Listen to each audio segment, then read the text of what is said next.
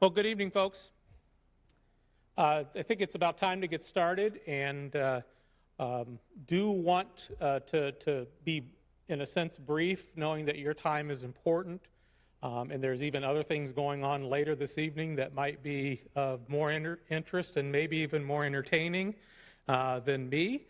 But I do want to take advantage of this opportunity to share information that I think is important for students as they're making the transition from high school and decisions about what academic experience and options that they have for this coming year, as well as for parents who are partners in this process.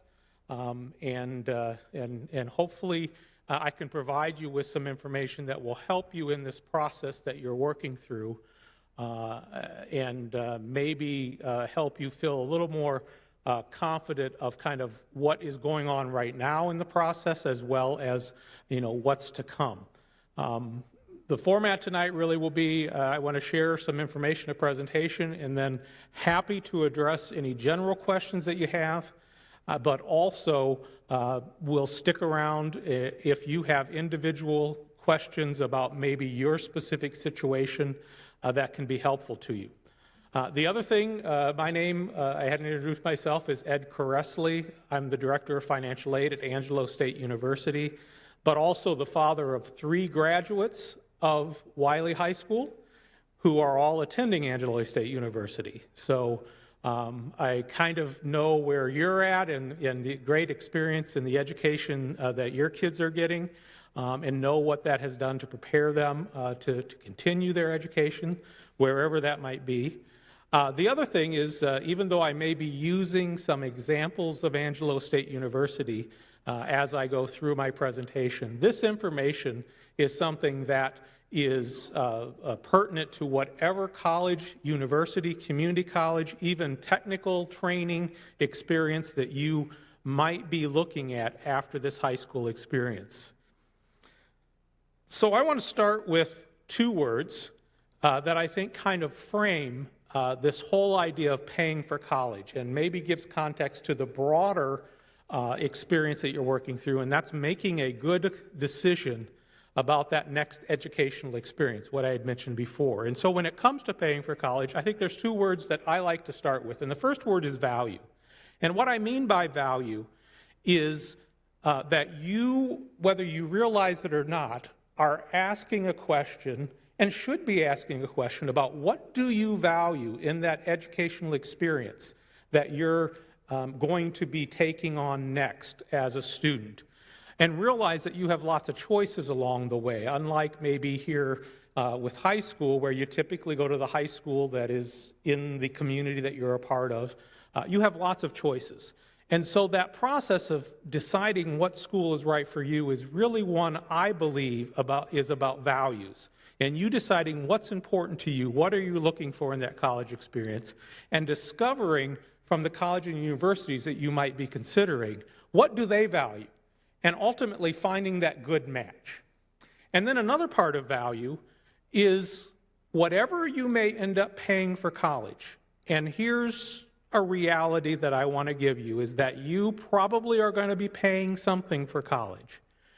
Even if you don't contribute financially, maybe you receive a full scholarship to go to school, you're still investing time, energy, talents, resources to that experience. And so whatever experience you choose, do you feel like you're getting a good value? Are you getting your money's worth? Are you getting what you want in that experience? And what I've discovered in most decisions that one makes, that they're often willing to invest, and maybe even invest a little bit more in something that they believe has great value. But there's another word that for most students and families they can't ignore, and that's affordability.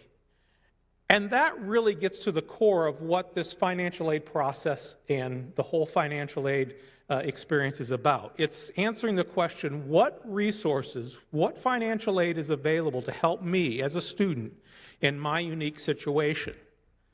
And then ultimately, that information along with other information that you have about the colleges and universities that you may be considering, making that choice. And part of that choice is, can we do it? Can we come up with a plan to pay for college for that experience that we feel like is the right experience, is the one that we value? Now, here's another thing. If you have a list of colleges right now that you're considering, or maybe other colleges that you wish you could be considering, but you're crossing them off the list right now because you say, we just don't think we can afford it, I would say you're selling yourself short because you don't have all the information about what it's really going to cost you. And so that's going to come later. In fact, it's probably one of the later things that comes in all of this, that as you get information about your college choice. Many of you have already received admission decisions from schools, and you may be still waiting on others. But really finding out what is it exactly that it's going to cost for the college or university that you're planning on attending is really going to come a little bit later because you haven't worked fully through the process. So I want to frame my conversation around something that I call the P's of paying for college. And so the first P I want to talk about is price. And so when you talk about the price of college, there's a number of different numbers and a number of different ways that that's represented. And so I just want to kind of share some of those ways. So the first thing I would say is the sticker price. And the sticker price is the price of the tuition and fees, and then also the room and board, what would be the living expenses, so living in the residence halls and being on a meal plan. That's what room and board is for the college or university you're looking at. And you already probably have some idea of what that sticker price is for the schools that you're looking at because that's published, it's on their website. But that's not really the price that you should be focusing on. The price that you should be focusing on, or the number you should be focusing on, is what is called the net price. And the net price is that cost of tuition and fees, room and board, that sticker price, minus what are grants and scholarships, what I would call free money, dollars that will be awarded, available to you to just bring down that cost of college. And that's the number that really is the true number of what you're going to be paying for that college experience. And here's the reality, is that most people don't pay that sticker price. They pay something less. It's really kind of like the Kohl's experience, at least the Kohl's experience for me. I may look at the sticker price of an item at Kohl's, but I realize by the time I get to the counter and it's time for me to pay, I'm going to pay something less because I've got that 15, 10, 20, even 30% coupon in hand that's going to bring down that price for me. And so that's really the price I'm going to pay. So understanding what the net price is and then making a decision based on that net price, especially if you're comparing one school to another, is an important thing. There's another way that we talk about the cost of education, or the price, and that's something called cost of attendance. And cost of attendance is not only the tuition fees, room and board, but the other expenses associated to going to school for the time you're in school. So books and supplies, transportation expenses, as well as other miscellaneous expenses, the expenses that you need to cover the cost you have while you're in school. That's the cost of attendance. So here's just a little example. I'm using Angelo State University because it's the school I know, most familiar with at this time. That kind of says, how do you look at these numbers? And this would be if you were a student this year at Angelo State University going full-time, both in the fall and the spring. Those first two numbers would be your tuition and fees, your room and board. So that would be your sticker price. So a sticker price of $18,640. What would be, if you were choosing to go to Angelo State University, what would be your net price? Well, I would tell you, you don't know what that is yet because you haven't received all of the information about what financial assistance, especially the grants and scholarships, that you're going to receive. But you will have that information, and you should have that information at the time it is where you're making that final decision of where you go to school. And then our cost of attendance. So we're including the books and supplies and allowance. This is just an estimate. What you actually will pay will depend on the classes you take, depends on if you buy new books, you buy used books, you rent books, you take an online book. There's lots of options that are available, but we build an allowance for that, for transportation. as well as for miscellaneous expenses that you might have. And so that full cost of attendance of $23,120. So how is it that you might even now say, hey, I'd really like to get some idea of what the net price is, even though, like I've said, you haven't gotten all the information. Every school in the country has something called a net price calculator on their website. This is Angelo State University's net price calculator, where you could go in now and you could enter information. Typically, it's your academic profile information as well as financial information, and you may have different options of how to present that. And then it would give you an estimate up front, even before you've applied, been admitted to the school, of what your net cost might be. And so I would encourage you to look for these net price calculators, and if price is an important consideration, utilize them to estimate what scholarships you might be receiving, as well as to estimate what other financial assistance you might receive. Let me just make reference of one other thing here that I failed to do earlier. You all got a blue sheet of paper, and on this sheet of paper, opportunity to maybe take some notes, but also there are links here to many of the things that I'll be referencing. So you can utilize this in the future to check out the websites that will provide you with some more information. So the second P is programs. So one way of thinking about financial aid is thinking about it in the context of there are different sources of financial aid and there are different types of financial aid. And so this is just a listing of the primary sources of financial assistance that students have available to help them pay for college. There are dollars that come through the federal government that help students go to college, anywhere in the country, even out of the country. There are state dollars that are available, specifically in most cases to attending a school within the state that you reside. The colleges and universities, the institutions, they have financial aid programs, dollars that they provide from the resources, the funds that they have, that they provide to students to help them with the cost of going to college. And then there are other sources, the foundations, the clubs, the organizations, the businesses that have scholarship opportunities as well as other opportunities that you might want to pursue. And realizing that from all of these different sources, there are these different types of financial aid. And so the first two I've made mention of already, the grants and scholarships, what I call free money. Those are dollars that are just awarded to the student in a given year, and that just brings down the cost of going to school for the student. But when we talk about financial aid, another type of financial aid that's available are loans. Loans that may be available to the student, and there is a federal loan program that just because you are going to college, you have eligibility to borrow money through the federal government. Loans that are available to parents. There are a number of different loan options that are available. And then work is also often considered financial assistance. So that means working part-time. Sometimes that's called college work study, where you're earning dollars and then using those dollars to help cover some of those expenses of a school. So all of those are types of financial aid. Another way to possibly look at financial aid is to realize that some financial aid is awarded based on merit. Or another term I would use is need blind. And so you qualify for those dollars not because there's been some determination through a process that you would need dollars to help you pay for college, but you merit receiving those dollars. So academic scholarships are a great example. Most schools have some type of academic scholarship program that, based on your high school performance, your GPA, your class rank, test scores, that information, they're going to award some type of merit scholarship to you. There are also merit scholarships based possibly on talents or abilities you have, athletic, music, drama, many different options that there might be.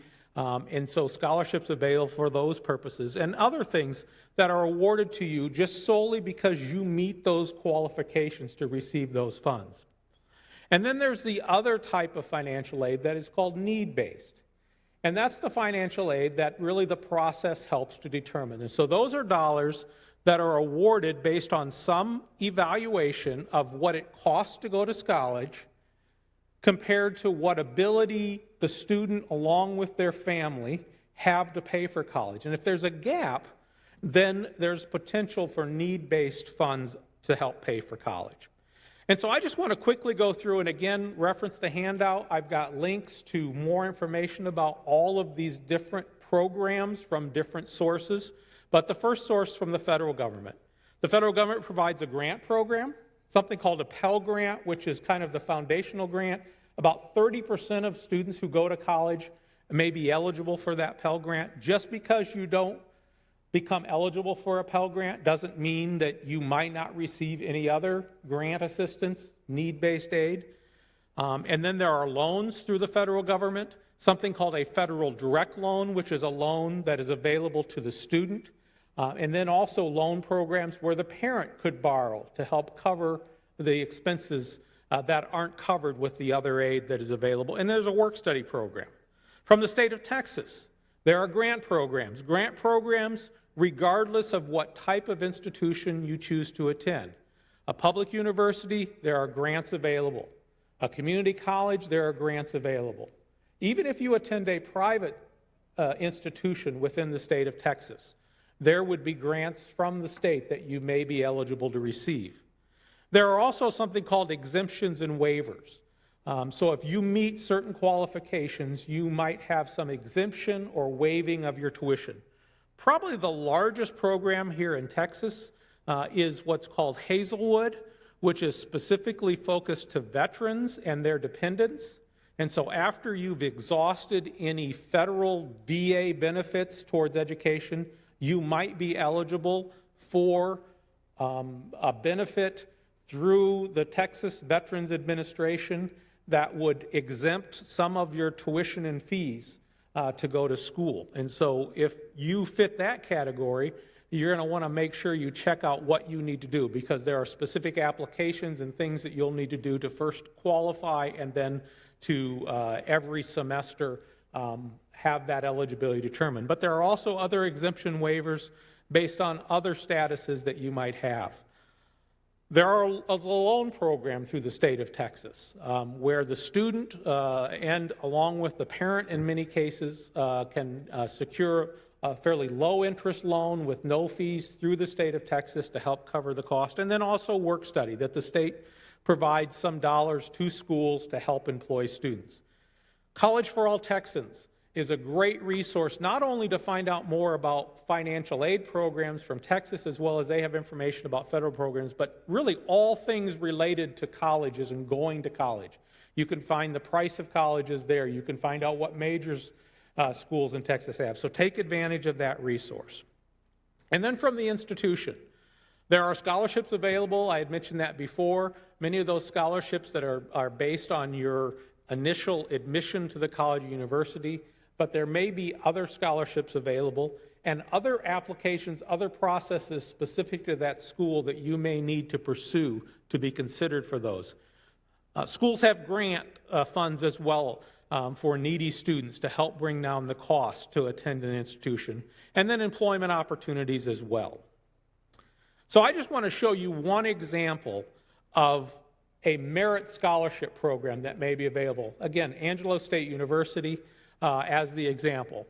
But this is something that is a guarantee. If you are thinking of coming to Angelo State University and you meet these criteria, as part of your admission application process, once you've provided all information, a determination would be made of your eligibility for a Carr scholarship.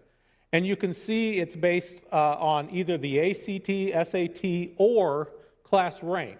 So you don't necessarily have to take an exam. This is something new this year to be considered for at least some of our lower scholarship levels.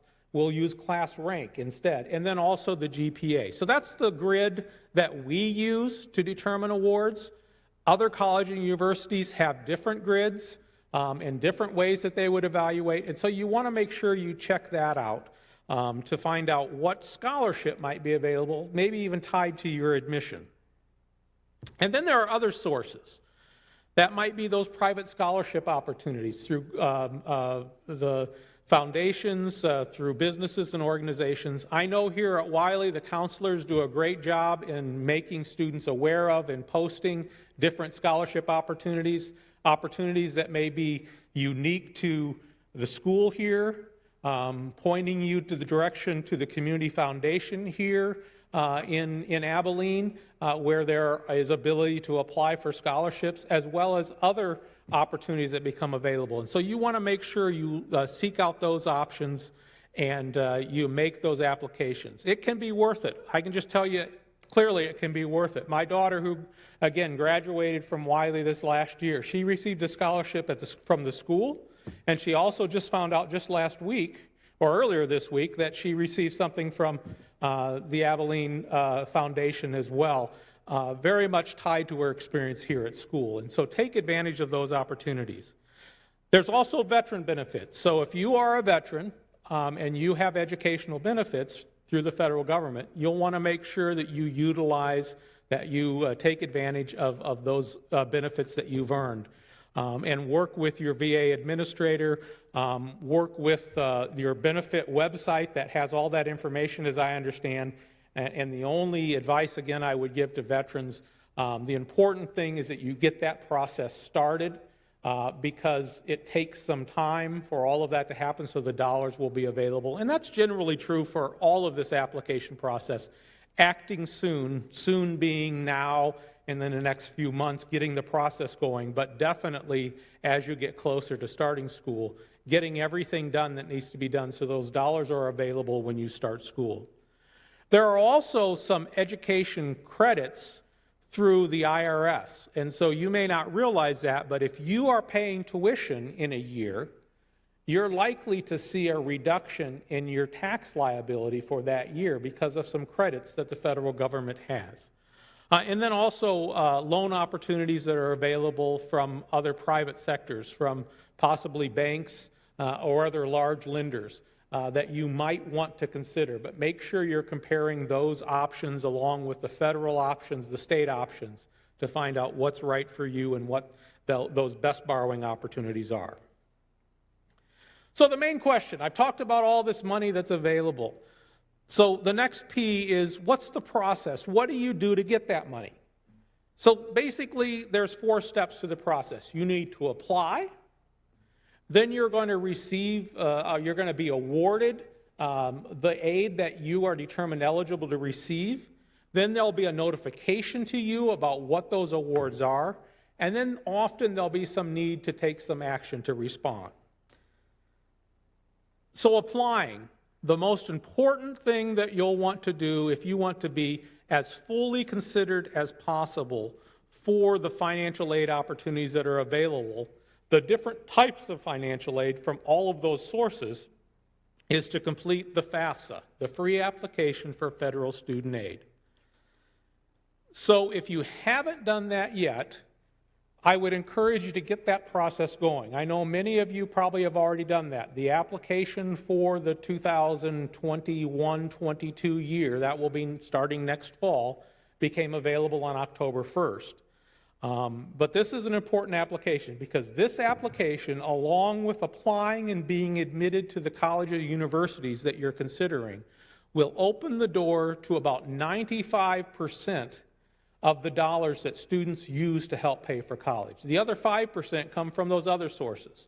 But doing the 2 things, applying and being admitted to the college, university, and working through the FAFSA application process is an important thing that you'll want to do.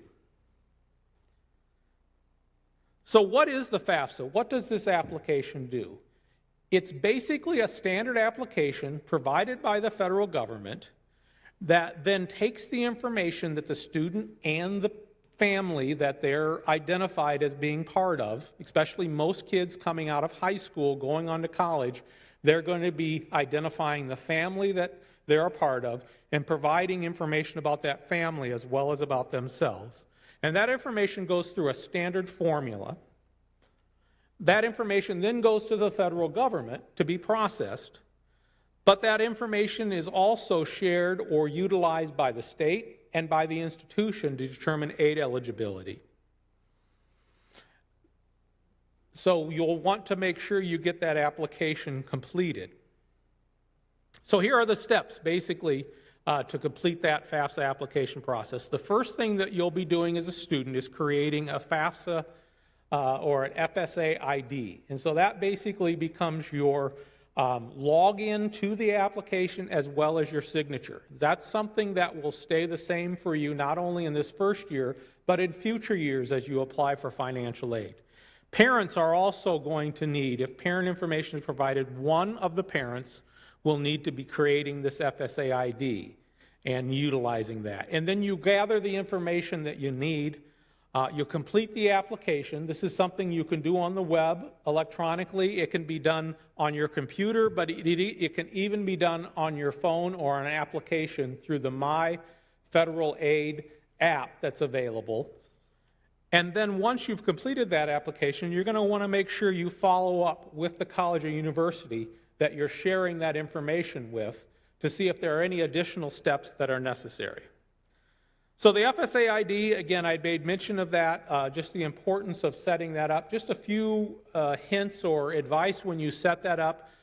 First of all, make sure that you completely set that FSA ID up. You're going to be identifying a username, you're going to be providing an email and a phone number and creating your password and remembering that. You'll also have opportunity to answer some challenge questions that then in the future, if you happen to forget your password or even your ID, it will help authenticate you and provide the information you need to reactivate or to utilize that application. And just remembering that once you create that, just like other passwords, you'll want to make sure you keep it secure, but you also have, it provided somewhere where if you need to reference it, you can reference that information as to what password you used, what user ID you used. But again, that's something that you will establish for both the student and then a parent to complete the application. And so what else is needed in that application process, or kind of what do you go through? First thing, when you complete the application, this is for the 21-22 FAFSA application and academic year. There's also the 2020-21 application that still is available, but that's available for students who are going to college this year. Make sure you fill out the 21-22 application. You'll be providing income and IRS tax information from 2019 year. The good thing about that is most people already have that information. You've already completed the 2019 tax returns, unless for some reason you've applied for an extension, and then even the normal extension time you've applied beyond that. You should have that information together. In the application process, you can either take the information that you have from a copy or the tax information that you have, or you can use what's called an IRS data retrieval. So that will be presented to you where you can provide information that will authenticate you with the IRS and then allow that information to come directly from the IRS onto your application. So you'll make sure that correct information is on your FAFSA application. You'll also be asked to provide some asset information. When they consider assets, they do not consider the value of your primary residence, your home, or you're not going to be reporting the value of any funds that are in a formal retirement plan, a 401k, a 403b program, other formal retirement programs. But if you have other assets, you have other property, you have stock, bonds, mutual funds, if you have things like that, you would be assessing what the net value of those are and reporting that information as assets for the student as well as for the parent.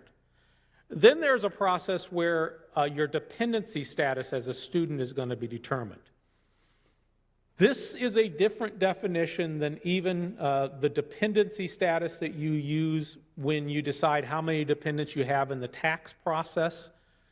It's a different definition than what you as a student might have or parents might have of if you're dependent or independent.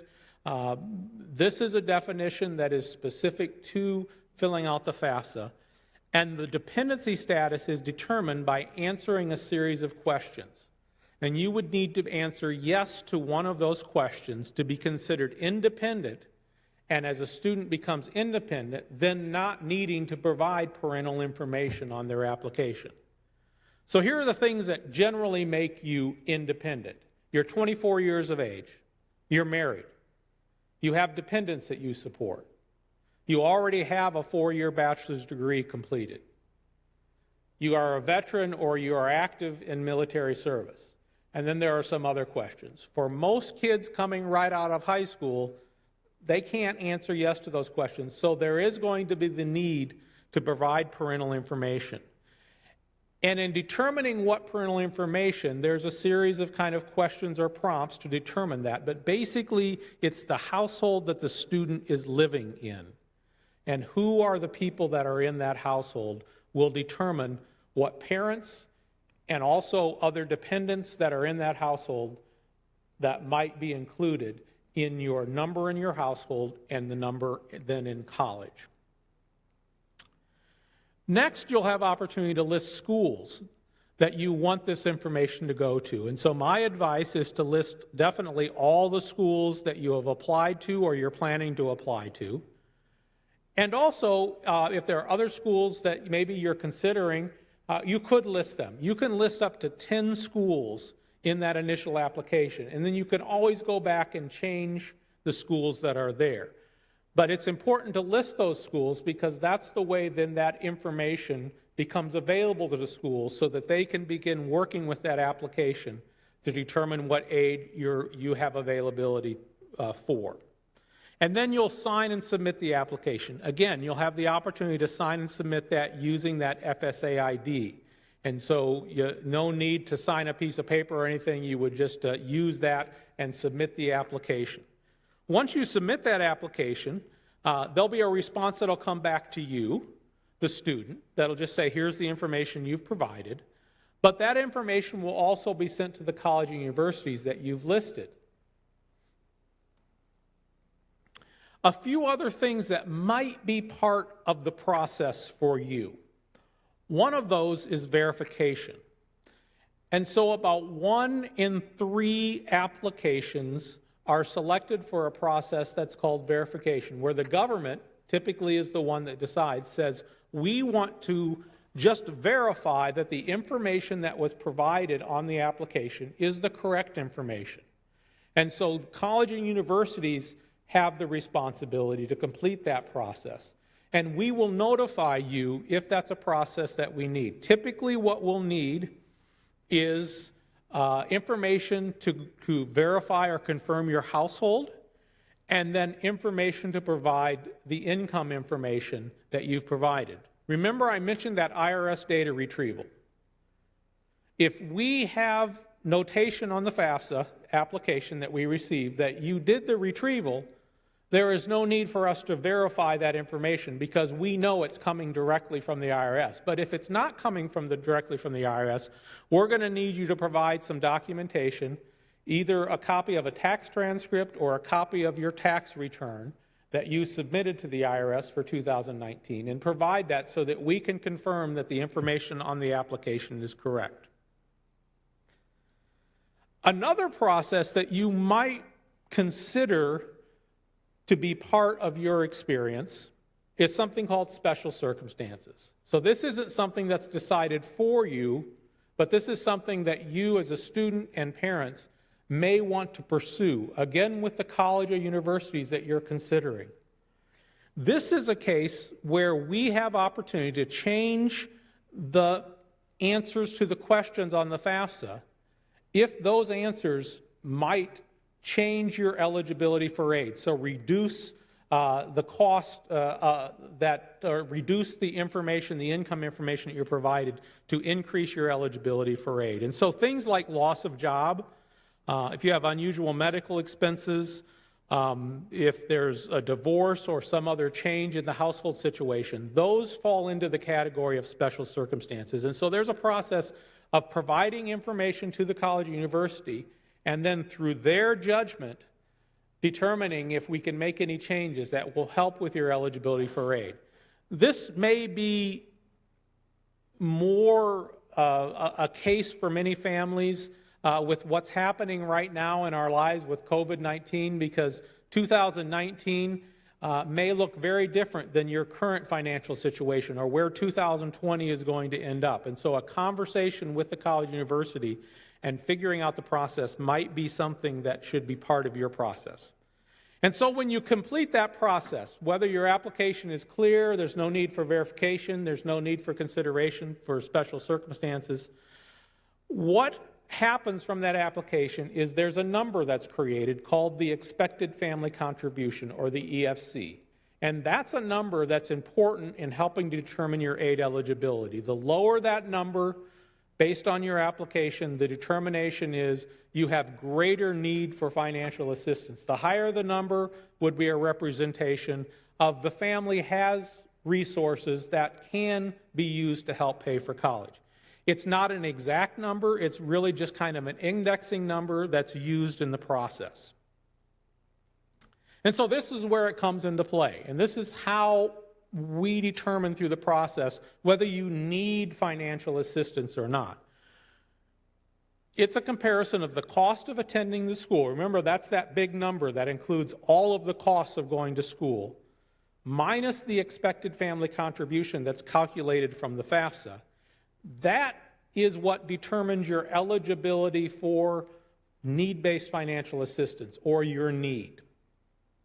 And so why is that important, and how does that really play into it? Remember, different college and universities is the higher the cost of attending an institution, the greater the likelihood is that you'll have some financial need and some eligibility for aid. So that's how it is that possibly you could attend and not pay the full sticker price for a school that may seem very expensive if you just look at the sticker price, because that cost of attendance is different from different college universities. That expected family contribution pays relatively the same, and so you have more eligibility for aid. That doesn't guarantee that that's all going to be covered, but you have more eligibility that's going to provide assistance.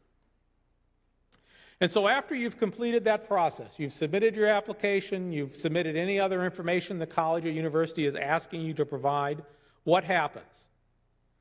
The financial aid offices at the college will put together a financial aid package for admitted students. And so again, back to another important thing, make sure you've applied and been admitted to the college and universities, because college and universities can't give you a firm financial aid commitment until you've been admitted to the school. Once we go through that process, and that process will identify aid eligibility from the federal government, from the state government, from the institution, other places that the college is aware of, the student will receive some type of an award notification. That might come in the mail, or it might come in an email. And in that email, it might direct the student to log into a portal. We call it Ramport at Angelo State University. Other schools have names for their portal, but it's a unique place where you would log in. Students have probably already been in that portal because it's often part of the admission process as well, and it will continue to be a part of their process of being a student, registering for classes, paying for their bills, all kinds of things that will happen in that portal. But that's typically where the financial award information is housed for the student. And then the student, along with their parents, will want to evaluate the financial aid package. And once you've done that, then there'll be the need possibly to accept some aid or complete some additional processes specifically to the school that you're likely to attend. That's really where you're going to need to complete all of that process. So a little bit about evaluating your financial aid package. Just a few suggestions is to remember that the biggest financial aid package isn't always the best financial aid package. Remember, there's differing costs of attendance. Remember that that cost of attendance also has some, it references, or also that is influencing maybe what the level of a scholarship is that you'll receive. So the largest scholarship may not be the best scholarship when you take into account the scholarship along with maybe the cost of going to the school. Make sure you're understanding the balance or the difference between the grants and scholarships, the free money that's available, and the loans that are available. So you might get a financial aid package that it looks like everything is paid for. The cost of attendance to go to school is $25,000, and you've been awarded $25,000. Great, it's all paid for. Make sure you look at the award, because if most of what's paying for that are loans, it's not all paid for. It's just that's a way that possibly you can pay for it by utilizing those loan programs. So make sure you're understanding that. Make sure you understand what that net cost is, especially if you're comparing one school to another, because that's really the cost that you're going to pay. Net cost is that cost of tuition and fees, the living expenses, room and board if you're living on campus, minus the grants and scholarships. That's really what you need to make a plan to pay, and that's that number that you'll want to use to compare one school to another if the cost is something that's important. Also be aware of renewability and non-renewability of the awards that are made. Most scholarships and most grant assistance is renewable, but with conditions, and so a certain GPA may need to be achieved, certain hours may need to be completed. But make sure you understand, is this scholarship grant that's awarded, is it renewable? Yes, no. If it is, what do I need to do to have it renewed? Because again, maybe a large scholarship in the first year that's not renewable, you're probably not just going to go to school 1 year, you're going to be going 4 years. And so you need to have some sense of what's available, what could be available for all of those years. Again, filling out the FAFSA application will be something you'll need to do every year to establish and renew eligibility for some of the financial aid. And then also terms and conditions, especially if you're utilizing some of the loan opportunities. Make sure you understand what is the interest rate on the loan, what are the repayment options that are available, what types of fees may be associated. Those are all important things in making that decision. So the fourth P is paying. I've been at this financial aid thing for a number of years, and I've really come down to the conclusion that there's really only 3 ways that people pay for college. They either pay before, they pay during, or they pay after. And so my encouragement for you is to be doing all you can with the before. Maybe you already have started some type of savings for college. Maybe your parents, when you were born, set up an educational savings plan and there's money sitting there waiting. But even if that's not the case, there's still time before to begin saving money for college. Also, make sure you're applying and getting all of the financial aid that's available and making sure you're taking advantage of all of those opportunities before college begins. What you don't do before college, do as much as you can during college. Take advantage of payment plan options that schools might provide. Most schools don't expect you to pay all the expense up front. In fact, you're going to be billed semester by semester most likely, and then the school's probably going to provide some option where you can make monthly payments. And so, again, that's something you might be able to incorporate in kind of your expenses from month to month and pay as much as you can during school. Also, students, take advantage of work opportunities. Also, make sure you're doing what you need to do so that those scholarships are renewed for the next year. All of that during is important. And then what you aren't able to do during, do what the least amount that you need to do with the after. And that's really the loan programs, opportunities where, yes, it may seem easy. I can just take out a loan now and then I can worry about how I'm going to pay for it later. But that may not be the best decision because that is something you're going to be paying back later, and it's something you're going to be paying back later with interest. It's going to cost you something. Now, that doesn't necessarily mean loans aren't a possible good option as part of your plan to pay for college, because what does a college education do for you? It likely puts you in the position to, after college, to be able to gain job opportunities where you will earn the money more than you would without a college degree, that then will put you in a position to pay back those loans. And so that can be a good option, especially if you think of it as an investment, that you're investing in yourself, and then you're making sure you're doing everything you can to make that investment pay off for you. The last P that I have in kind of paying for college is back to kind of where I began, and that's the idea of promise. I firmly believe in all the years that I've been in higher education, and then not only, I feel like I'm one of those commercials there, not only do I work at a college, but I also am a parent. I have kids at college, so I'm invested fully in kind of higher ed. But I firmly believe that education pays, education is a great value. And for you to find that school that's right for you and then to take advantage of all the opportunities, I believe is a great thing. But another promise, and it's a promise I want to give to you if you're considering Angelo State University, but I think I can speak for many folks that work in the area of financial aid, because I know many of them across the state, is that we want to be of service to you. That's why we do what we do, is to help you in finding out what's available to help pay for college, to work you through the process, and to help you come up with a plan to pay. And so take advantage of us.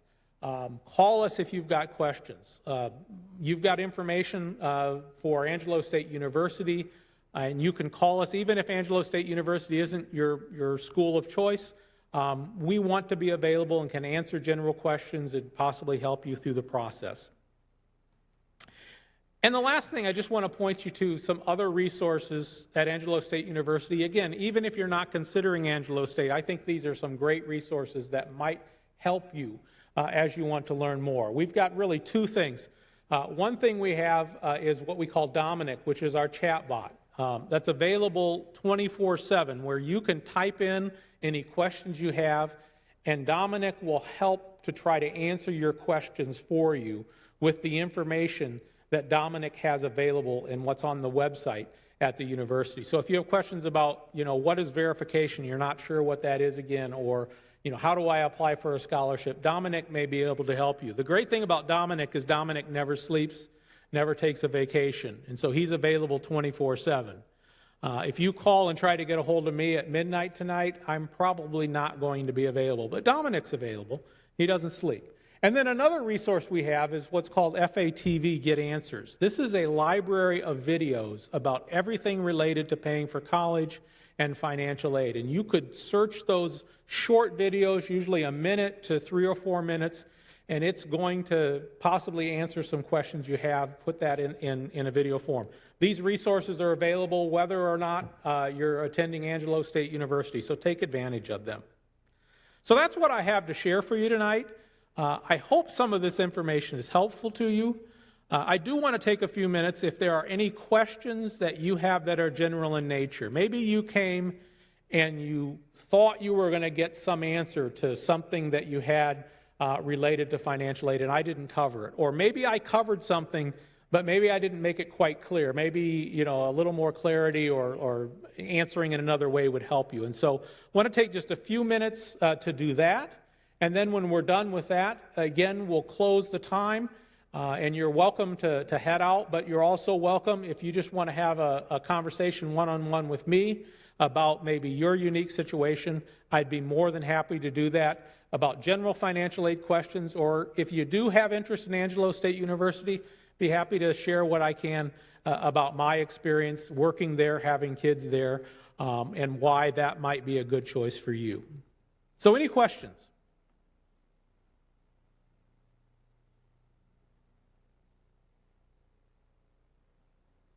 Okay, question.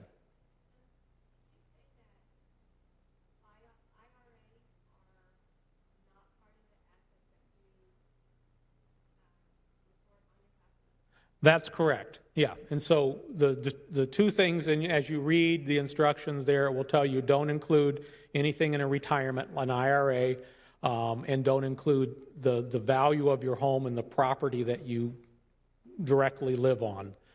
You don't report. But if you have other types of investments, those would be part of what you would provide. And that's another thing. The FAFSA really does a good job electronically. There's, hover over almost any area and it will open up and give you some more information. And there's also, some other ways where you can ask questions, get help. So, utilize those, read through that. It'll specifically tell you this is what you include, don't include as assets. If you're providing the income information, it will specifically tell you these are the lines on the tax return that you'll want to add together to put in this section. So it really is a good resource, and or a good has good answers to a lot of the questions you have if you just kind of take the time. And then if you're stumped, it's not clear, there are numbers you can call related to the federal government, but more importantly, call the college or university. Let us provide, some information that might be helpful to you. Any other questions? Another question? Sure.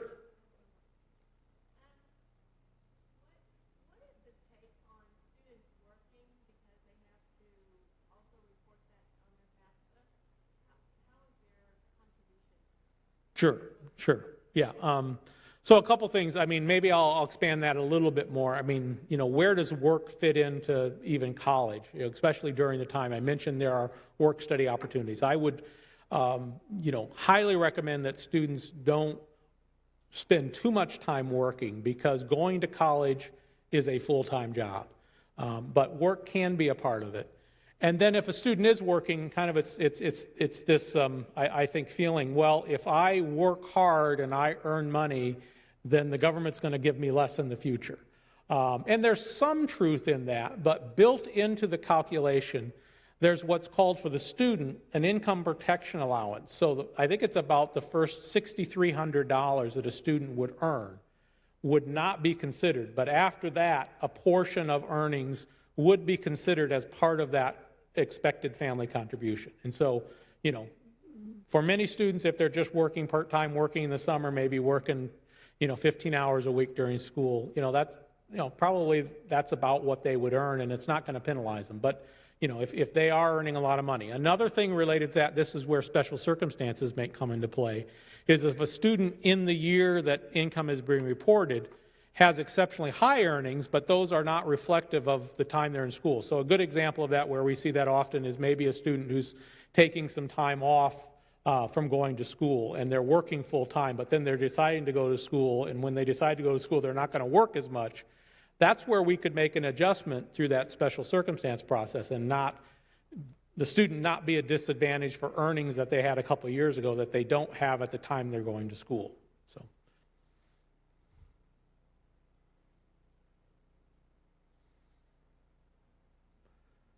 Well, if there are no other questions, again, just thanks for the opportunity to be here. And like I say, I'm going to stick around and be available to answer any questions tonight or want to be a resource to you throughout this whole process. And I truly hope there's something in the way of information that's provided that is helping you on this path that you're taking in making that decision and ultimately being in school at that right school here this next fall as you work this year to complete your high school education and move on to what's next in your life. So thanks a lot.